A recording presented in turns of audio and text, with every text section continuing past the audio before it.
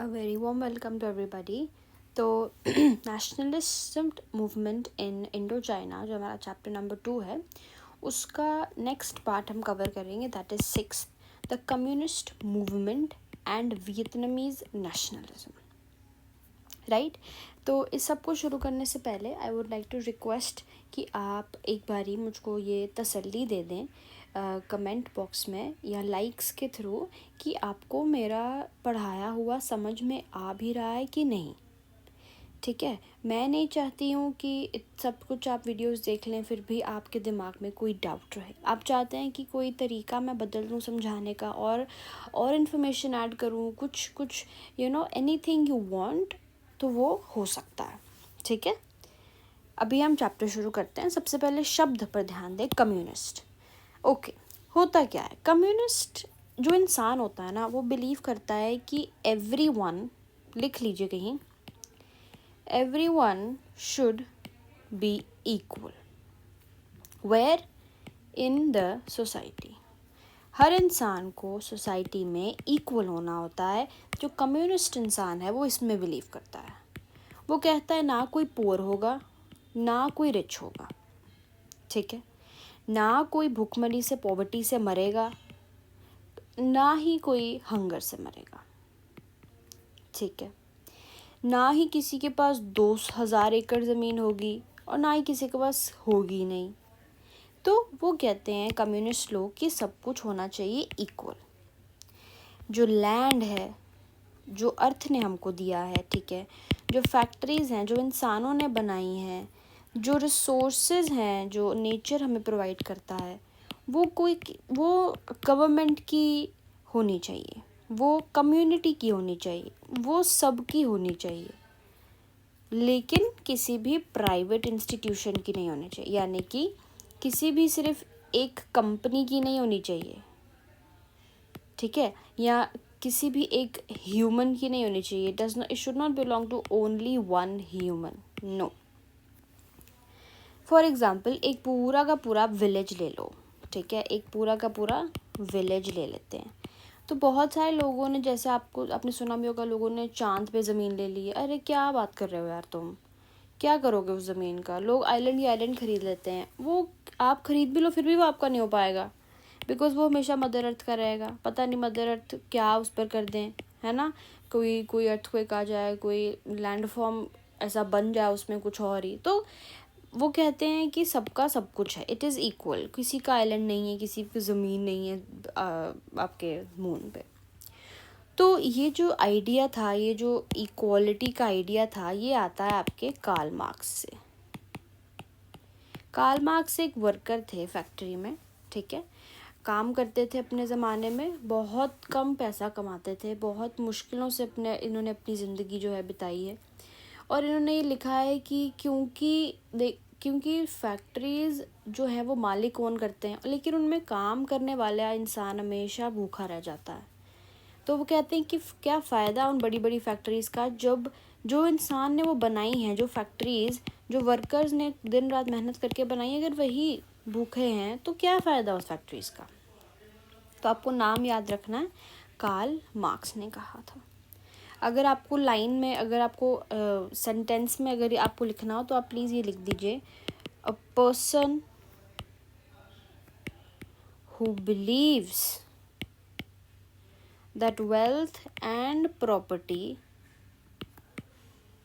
should be shared equally by everyone is a communist। ठीक है, अब समझ में आ गया कम्युनिस्ट का मतलब क्या होता है। अब समझना, तो कम्युनिस्ट मूवमेंट हुआ और वियतनामीज़ नेशनलिज्म, यानी कि वियतनाम के देश प्रेमियों ने जो नेशनलिज्म का एजेंडा लेकर मूवमेंट किया है वो हम पढ़ेंगे। ठीक है जी। The great depression of 1930s, ये बात है आपकी 1930s की, यानी कि 1929 और 1930 के बीच में जो समय था, उसमें यूएसए में बहुत इकोनॉमी नीचे चले जाती है। ठीक है, क्या हो जाता है, स्टॉक्स जो होते हैं ना, स्टॉक्स करते हैं, वो नीचे चले जाते हैं, जो मार्केट होती है वो क्रैश कर जाती है, डिमांड होती नहीं है, सप्लाई ही सप्लाई हो जाती है, इतनी प्रोडक्शन हो जाती है लेकिन लोग खरीदने वाले नहीं होते। ठीक है जी, बहुत बुरी हालत हो जाती है पूरे यूएस की। और क्योंकि यूएस हमेशा एक गवर्निंग इकोनॉमी रही है, कंपैरेटिव इकोनॉमी रही है, मदर इकोनॉमी रही है, उसकी वजह से बाकी देशों पर भी बहुत इम्पैक्ट पड़ गया। रबड़ और राइस के जो प्राइसेस थे वो नीचे गिर गए, यानी कि लोग जो रबड़ उगाते थे, जो चावल उगाते थे लोग, उनको उतना दाम अब नहीं मिल रहा था जितना उनको मिलना चाहिए या उनको मिलता था। समझ में आया?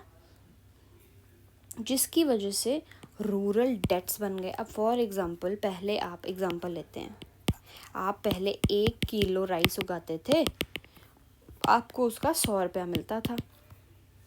ठीक है, अब फार्मर है, एग्जांपल ले लेते हैं। अब 1930s के बाद आप 1 किलो चावल उगाएंगे तो आपको सिर्फ 20 रुपये मिलेगा। हुआ ना, क्रैश हुआ ना, इकोनॉमी लॉस हो गया ना। अब आपने तो अपना घर वही चलाना है, तो आप जो 80 रुपये होंगे वो किसी लैंडलॉर्ड से, वो किसी ज़मींदार से उधारी लेंगे कि नहीं? जब आप वो उधारी लेंगे तो आपका डेट बढ़ेगा, क्योंकि आपका काम करना ना करना एक ही हो जाएगा। आपके जो अंडर लोग काम करते थे वो चले जाएंगे गांव वापस, कहेंगे हमें नहीं यहाँ काम करना, हमें पैसा नहीं मिलता, अनएम्प्लॉयमेंट होगी। ठीक है, फैक्ट्रीज़ के जो मालिक होंगे वो कहेंगे कि हमारे पास सैलरी देने को पैसा ही नहीं है, तो यहाँ से चले जाओ, तो अनएम्प्लॉयमेंट बढ़ गई। रूरल अपराइजिंग, यानी कि गाँव में लोग बढ़ गए क्योंकि लोग शहरों से गाँव वापस चले गए। ठीक है, गाँव में सबसे ज़्यादा दिक्कत आई, गाँव में लोग परेशान हो गए, खाने को खाना नहीं था, पहनने को कपड़ा नहीं था, कुछ खरीदने के लिए पैसा भी नहीं था। इस सब के बाद वो हो गए परेशान। इसीलिए दो प्रोविंस मैंने आपको मतलब बताया था, यानी कि स्टेट, दो प्रोविंसेस नाम लर्न कर लीजिए, नेगेयन एंड हातिन। दो प्रोविंसेस में क्या हो गया, मूवमेंट आ गया एक। ये जो दो प्रोविंसेस थे ना, ये सबसे गरीब प्रोविंसेस थे, दे वर अमंग द पुअरेस्ट, बहुत पुराने विलेजेस थे। इनको इलेक्ट्रिकल फ्यूजेस ऑफ वियतनाम बोला गया है। क्यों बोला गया है? When the system was under pressure, they were first to blow. होता क्या है कि अगर आप किसी सर्किट में देखते हैं ना, तो सर्किट में क्या होता है कि अगर कहीं पर ज़्यादा प्रेशर पड़ जाए ना तो फ्यूज़ उड़ जाता है, यानी कि फट पटाखा बज जाता है, वो फिर चलता नहीं है। ऐसे ही एनसीईआरटी हमको ये समझाने की कोशिश कर रही है कि जो दो प्रोविंसेस थे ना आपके, इनमें इतना प्रेशर हो गया था गरीबी का, इकोनॉमी इतनी स्लो हो गई थी कि इन दो प्रोविंसेस के लोग हो गए थे बहुत ज़्यादा परेशान। और इस परेशानी के बाद वो फट पड़े, यानी कि उन्होंने कर दिया मूवमेंट। ठीक है जी, अब वो पढ़ते हैं। The French put these uprisings down with great severity, even using planes to bomb demonstrators. जो फ्रांस थी, जो कॉलोनियल आपका रूल था, वो इतने पत्थर दिल थे कि उन्होंने इसका सल्यूशन निकालना ज़रूरी नहीं समझा। उन्होंने इन अपराइजिंग्स को दबा दिया। और कैसे दबाया? बहुत ही पत्थर दिल से, बहुत ही ना बिल्कुल सेंसिटिव होकर नहीं। जैसे उन्होंने plane even using planes to bomb demonstrators, उन्होंने प्लेन्स में बॉम्ब रखे और फिर वो लोगों पर गिराए जो लोग डेमोन्स्ट्रेट करते थे, जो लोग स्ट्राइक करते थे, जो लोग अपनी आवाज़ उठाते थे कि इकोनॉमी को ठीक करो उनके खिलाफ। ये था पैराग्राफ। ठीक है, आगे क्या होता है?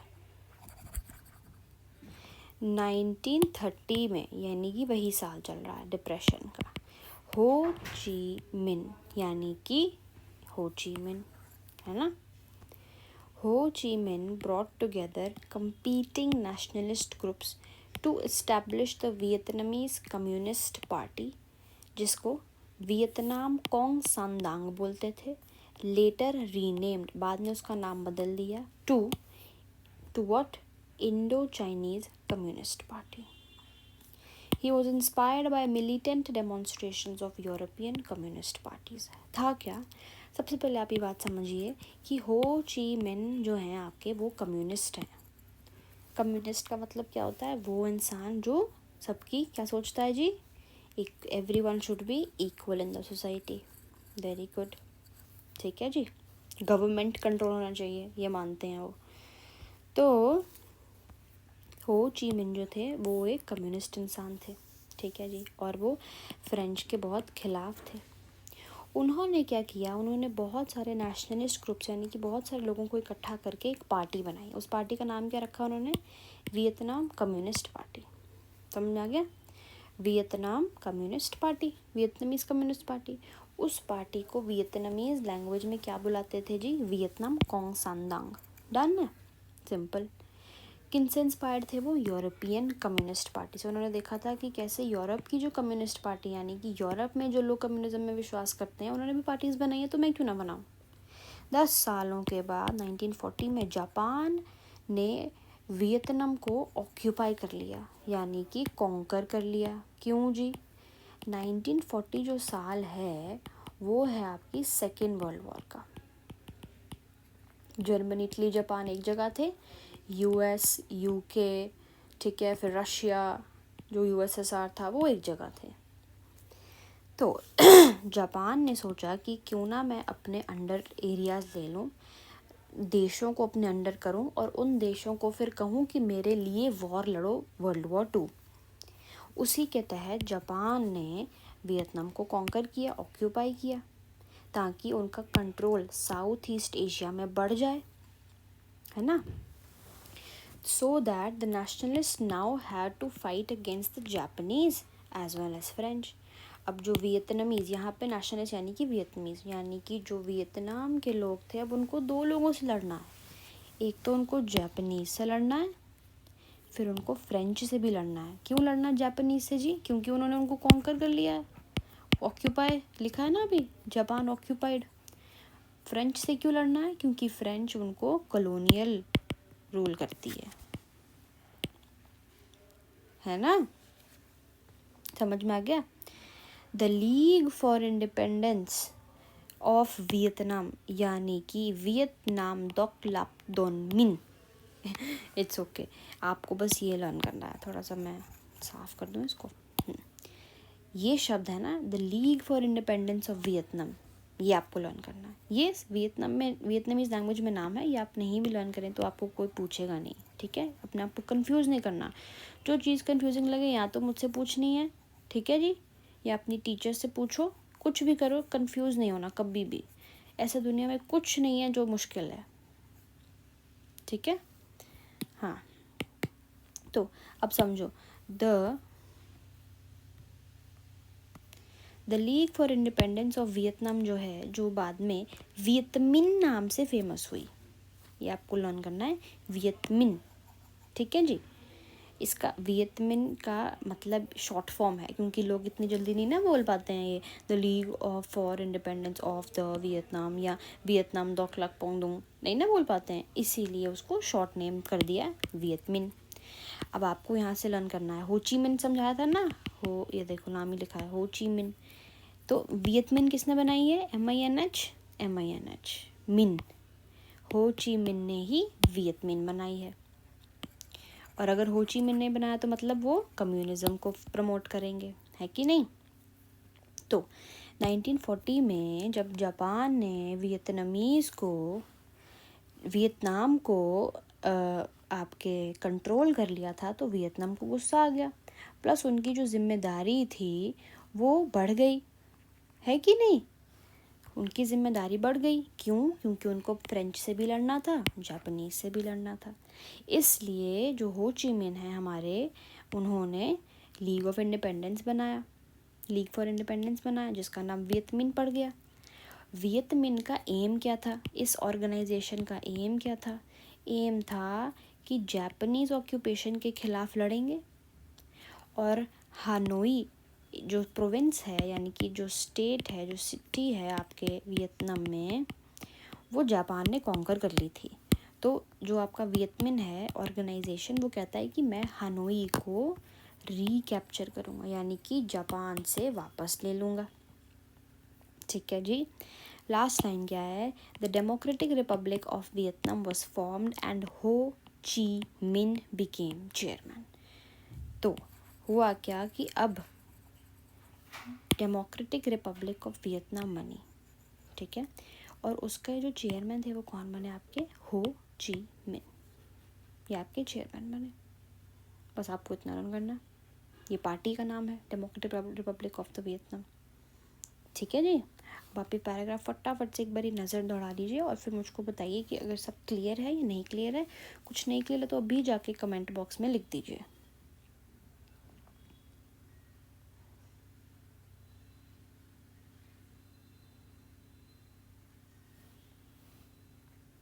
ओके, आई होप आपको समझ में आ गया हो।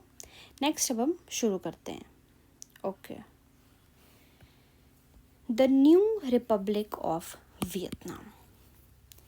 The new Republic faced a number of challenges. होता क्या था, ये आपका डेमोक्रेटिक रिपब्लिक ऑफ वियतनाम जो है ना, ये आपका कंट्री का नाम है, यानी कि देश को बोला गया है। वियतनाम जो है वो डेमोक्रेटिक और रिपब्लिक बन चुकी है। तो उस कंट्री में, यानी कि वो रिपब्लिक जो है, रिपब्लिक का मतलब बताया था ना मैंने, वो देश जहाँ पर बहुत सारा क्या हो, बहुत जो लोग हों, लोगों की सुनी जाए, और जो लीडर्स है वो इलेक्ट किया जाए लोगों के द्वारा, ठीक है, मोनार्की नहीं होती है। तो वो कह रहे हैं कि जो न्यू रिपब्लिक था ना, उसमें बहुत सारे चैलेंजेस आए। The French tried to regain control by using the emperor Bao Dai as their puppet. जो फ्रेंच कॉलोनियल लोग थे ना, उन्होंने सोचा कि हमको अपना कंट्रोल वियतनाम देश में और बढ़ाना पड़ेगा। इसीलिए उन्होंने क्या किया, उन्होंने बाओ दाई, ठीक है, एम्परर थे, उनको अपना पपेट यूज़ किया। ये आपके बाओ दाई हैं, इनको एज अ पपेट उन्होंने यूज़ किया, ठीक है जी।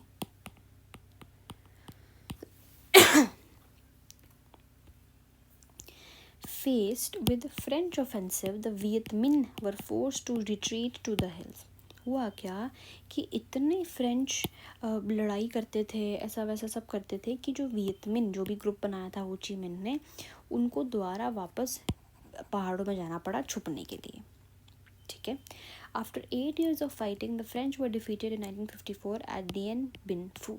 डियन बिन फू आपका एक प्रोविंस है, प्रोविंस यानी कि स्टेट है वियतनाम में। 8 साल लड़े ये वियत मिन और फ्रेंच, और अंततः फ्रेंच हार गए थे इस वॉर में 1954 में इस प्रोविंस के अंदर, ठीक है जी। नेक्स्ट, एक ना सुप्रीम फ्रेंच कमांडर थे, फ्रेंच आर्मीज़ का, जिनका नाम था जनरल हेनरी नवार। उन्होंने ना इतने कॉन्फिडेंस के साथ 1953 में बोल दिया कि हम तो जीतेंगे जी, जीतेंगे।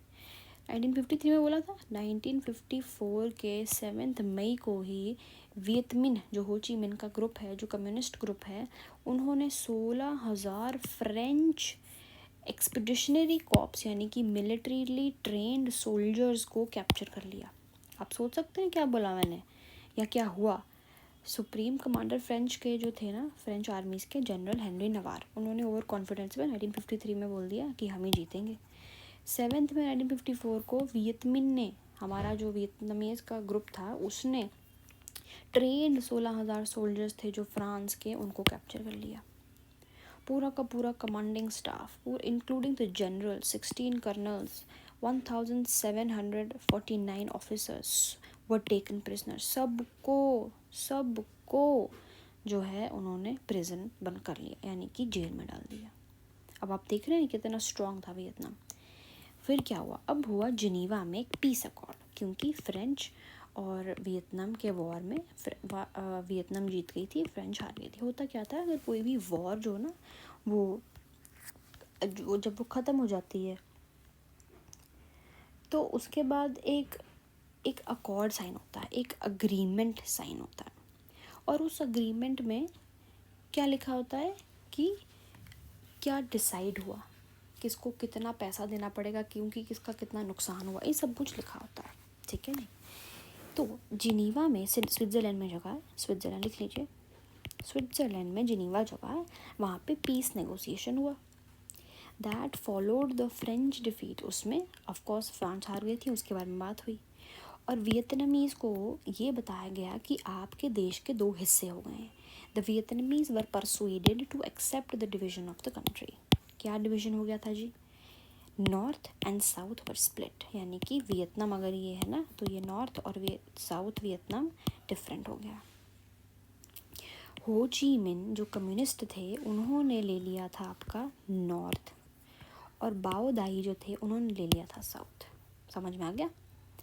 तो ये आपका हनोई है, इसको जापान ने कैप्चर किया था, और फिर बाद में वियतनाम के वियतमिन ने इसको दोबारा कैप्चर करने का प्रॉमिस किया था। ये आपका पूरा वियतनाम है, ये आपका इंडो चाइना है, ये आपकी हो ची मिन है और उनकी कम्युनिस्ट पार्टी का लोगो है, वियतनामीज कम्युनिस्ट पार्टी का लोगो है। ठीक है जी।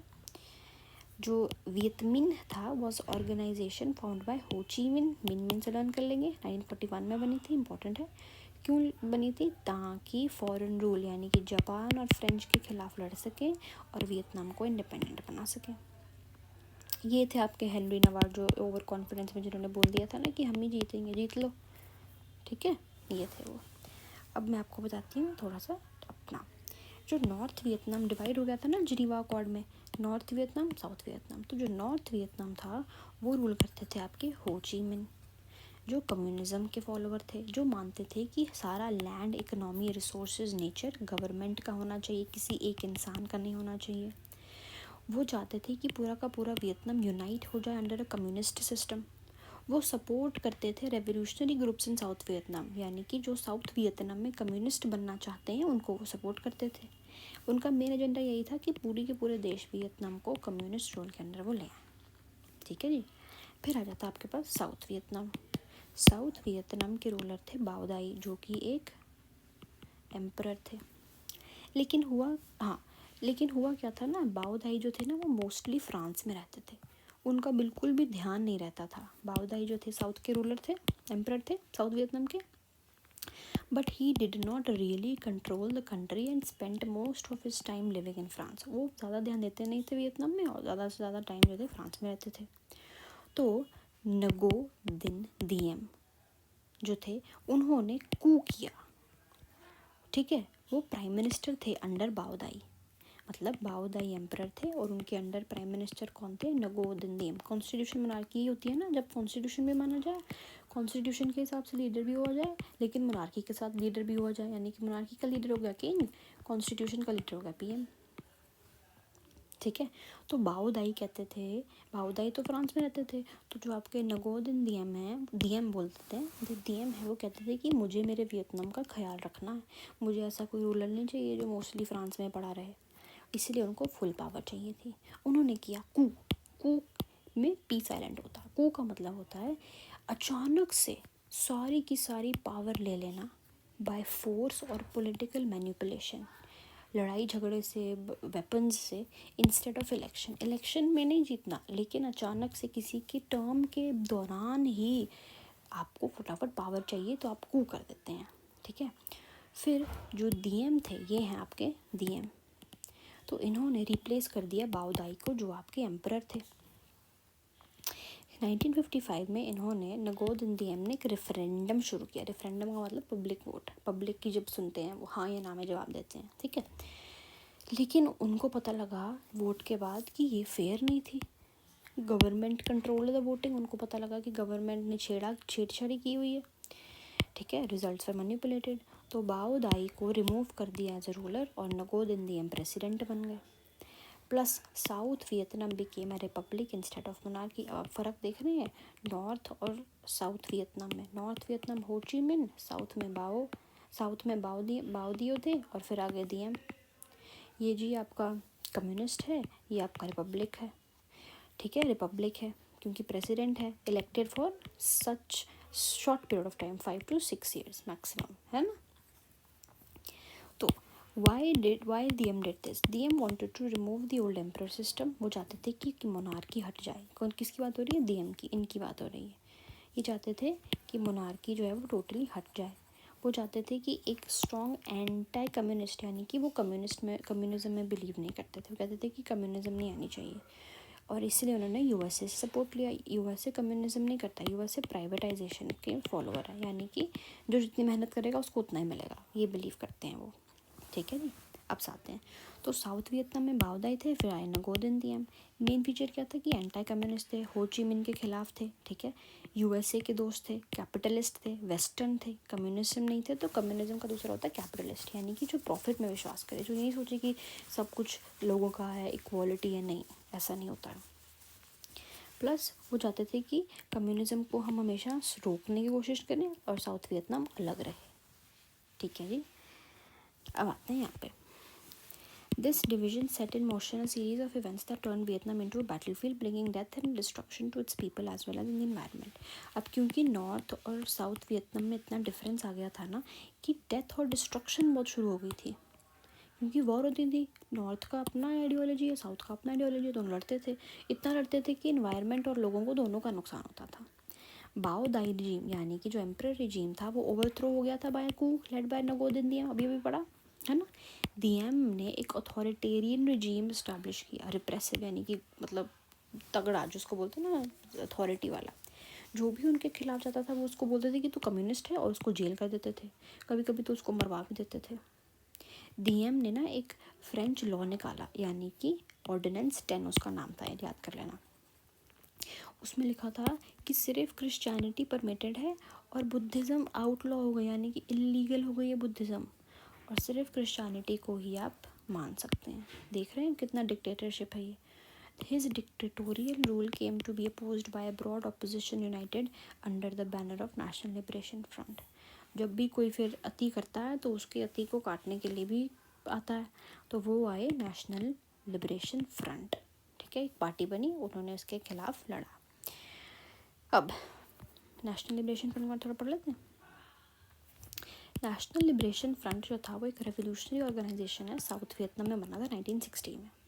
इसका मेन एजेंडा क्या था कि साउथ वियतनाम का स्पेशली जो डीएम है उनका जो अथॉरिटेरियन रूल है उसको ओवरथ्रो करें, यानी कि उसको हटाएं और अपने देश को एक बनाएं, यानी कि नॉर्थ प्लस साउथ कर दें, नॉर्थ वियतनाम और साउथ वियतनाम को एक कर दें। बहुत सारे लोग जो साउथ वियतनाम में थे वो डीएम के रूल से बहुत अनहैप्पी थे, बहुत गिले शिकवे थे उनको उससे।